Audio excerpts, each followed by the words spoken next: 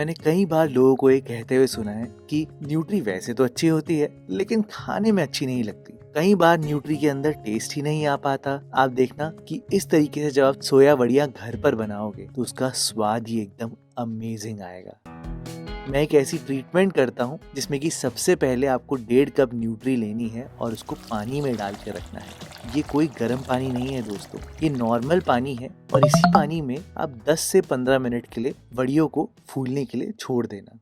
एक स्पेशल मसाला बना लेता हूँ मैं तब तक। मसाले में ये चीजें डलेंगी, जीरा है, सौंफ, धनिया के दाने मैंने लिए हैं, काली मिर्च के साथ ये है 2 सूखी लाल मिर्च और ये जरूर डालना, ये है नमक। नमक हमारा टेम्परेचर का रेगुलेटर है। आप जब भी मसाले को भूनते हो, नमक जो है वो हीट को एकदम इवनली डिस्ट्रीब्यूट करता है। तो एकदम लो फ्लेम पर आराम आराम से आप मसाले को भुनना।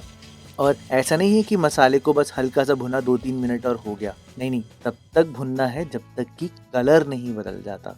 आप जीरा को देखो, सौंफ को देखो और सूखी लाल मिर्च को देखो, ये भी हल्की सी डार्क सी हो गई है। बस इसी स्टेज पर आपको आना है और फिर एक हमाम दस्ते में इसको मोटा मोटा कूट लेना।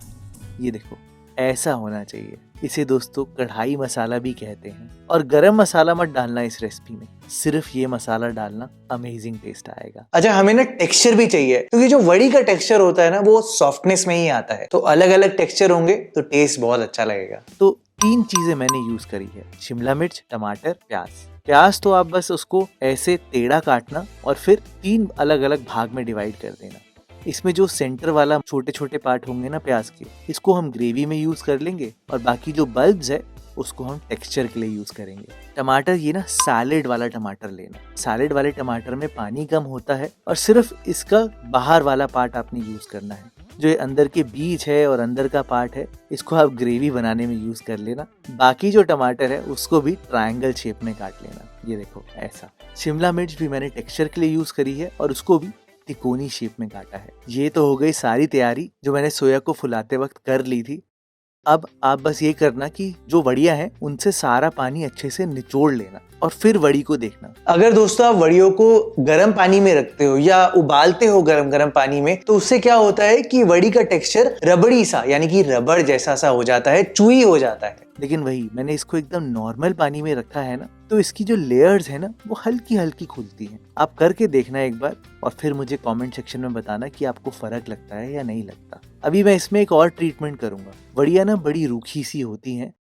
अभी आप क्या करना, एक पैन लेना, उसमें आप डालना सरसों का तेल। कोई रिफाइंड ऑयल यहाँ पर मत यूज करना, तो अच्छी क्वालिटी का बढ़िया सरसों का तेल यूज करना। ध्यान रहे, सरसों का तेल जो है वो फ्लेवर के लिए भी है दोस्तों। अभी आपको बताऊंगा कैसे। फिलहाल सरसों का तेल है तो उसको अच्छे से गर्म करना और गरम तेल में आप यहाँ पर प्याज, शिमला मिर्च, टमाटर जो है इनको सिर्फ 30 सेकेंड के लिए, 30 सेकेंड के लिए आपने रोस्ट करना है और फटाफट से एक प्लेट में निकाल लेना। फटाफट निकाल देना, नहीं तो जल जाएगा बिल्कुल।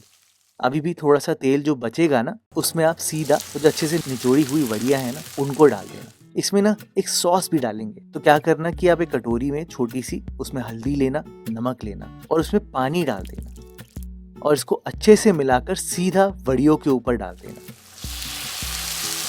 ये एक कोटिंग कर देंगी दोस्तों वड़ियों में, और क्या होगा कि वड़ी ना जितना तेल है वो सारा पी जाएगी, तो तेल के साथ साथ नमक भी पी जाएगी। और आप खुद ही देखना, इनका रंग तो अच्छा हो ही जाएगा हल्दी की वजह से, लेकिन अंदर जो है ना, अंदर तक तेल भी आ जाएगा और नमक भी आ जाएगा। आप ये देखो, कुछ ही सेकंड्स में सारा तेल पी चुकी है वड़ियाँ। मैं आपको दिखाऊं एक दबा के, तो आप ये देखो, है ना इसके अंदर पूरा टेस्ट। लग रहा है ना कि इसके अंदर टेस्ट आ चुका है।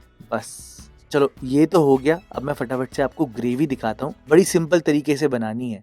मैंने फिर से सरसों का तेल यूज किया है। और हाँ, अगर आप सोच रहे हो कि मैं कौन सा सरसों का तेल यूज करता हूँ, तो मैं दोस्तों Tata simply better cold press mustard oil का यूज करता हूँ। ये एकदम बेस्ट क्वालिटी के इंग्रेडिएंट से बना हुआ है और सच में इसमें जो सरसों की जो धांस आती है ना, बहुत ही बढ़िया आती है। तेल मेरा अच्छे से गर्म हो गया, तो गरम तेल में थोड़े से खड़े मसाले डालना, जैसे कि 4 काली मिर्च, 2 लौंग, 2 इलायची और थोड़ा सा जीरा। अगर ये खड़े मसाले आपको नहीं डालने, एंड में आधा चम्मच गरम मसाला डाल देना। तो मसालों के साथ शुरुआत में आपने प्याज डालने हैं, ये है बस एक बड़ा प्याज और वो जो एक्स्ट्रा पार्ट निकला था ना प्याज का, बस वो उतना ही प्याज मैंने यूज किया है। प्याज में हल्का सा कलर आ गया तो यहाँ पर मैंने 8 से 10 लहसुन को रफली चॉप करके डाल दिया।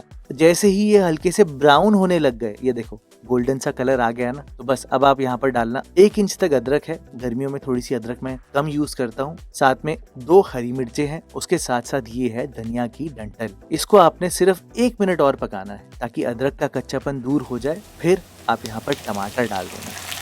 इस बात पर थोड़ा सा ध्यान देना कि ग्रेवी बनाते वक्त मैंने यहाँ पर देसी टमाटर का यूज किया है और जो टेक्सचर वाला देना था प्याज शिमला मिर्च के साथ, वहां पर मैंने सैलेड वाला टमाटर यूज किया है। ध्यान देना दोस्तों इस बात का। 3 देसी टमाटर लिए हैं और टमाटर आए हैं तो आप नमक को कैसे भूल सकते हो, तो नमक डालना और अच्छे से इसको ढक कर भुनने के लिए छोड़ देना। अगर आपको थोड़ा सा डाउट होता है कि जल सकता है तो आप यहाँ पर हल्का सा पानी भी डाल सकते हो। ढककर मीडियम फ्लेम पर इसको आराम से पकने देना। 5 मिनट आपको लगेंगे और इन 5 मिनट में दोस्तों आप किचन के बाकी सारे काम कर सकते हो। आप खुद ही देख सकते हो इतनी देर में तो मैं घर पे आटे वाली ब्रेड बना रहा था, तो मैंने उसकी सारी तैयारियां कर दी है। अपने ब्रेड वाले मोल्ड में मक्खन लगा दिया, आटे को अच्छे से पीट लिया, उसको शेप दे के डाल भी दिया और प्रूफ करने के लिए रख दिया। 5 मिनट खत्म हो गए थे तो टमाटरों से तेल भी एकदम अलग हो चुका था, तो मैंने इसको गैस बंद करके 5 मिनट ठंडा होने के लिए छोड़ दिया। अगर गरम गरम मिक्सी में पीसता तो गड़बड़ हो जाती ना। तो तब तक मैंने यहाँ पर धनिया भी काट ली, किचन भी साफ कर लिया। अब आप देखो थोड़ा सा ठंडा भी हो जाएगा हमारा जो ये मसाला है, तो इसमें आप और ठंडा करने के लिए 2 बर्फ के क्यूब्स डाल देना और थोड़ा सा पानी डाल देना और इसका बढ़िया सा पेस्ट बना देना। और मेरी तरह ये सब चीजें मत करना कि आप देखने बैठ रहे हो सही से पिसा है नहीं पिसा, नहीं तो आँख पे भी लग सकती है आपके।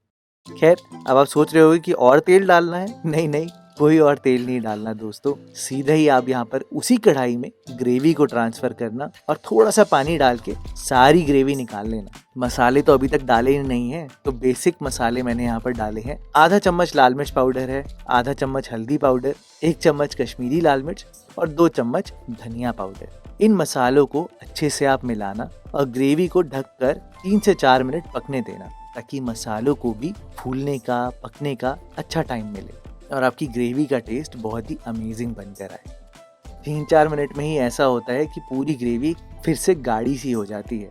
हो गई ना, तो अब आप यहाँ पर प्याज, शिमला मिर्च, बड़ी, ये सारी चीज़ें डाल देना। साथ में कसूरी मेथी डालना और वो जो हमने स्पेशल कढ़ाई मसाला डाला था ना, 1 बड़ा चम्मच वो डाल देना। अगर आपको ज़्यादा स्पाइसी पसंद है तो थोड़ा सा ज़्यादा डाल देना। बढ़िया रूखी होती है, आपको तो पता ही है अब, तो आप यहाँ पर एक्स्ट्रा पानी डाल देना ताकि आपकी ग्रेवी भी बन जाए थोड़ी सी। और अगर इसको थोड़ा सा रेस्टोरेंट स्टाइल बनाना है तो आप यहाँ पर फ्रेश दूध की मलाई भी डाल सकते हो। ये सारी चीज़ों को डाल के अच्छे से आप मिलाना और ढक कर इसको सिर्फ 2-3 मिनट पकने देना दोस्तों।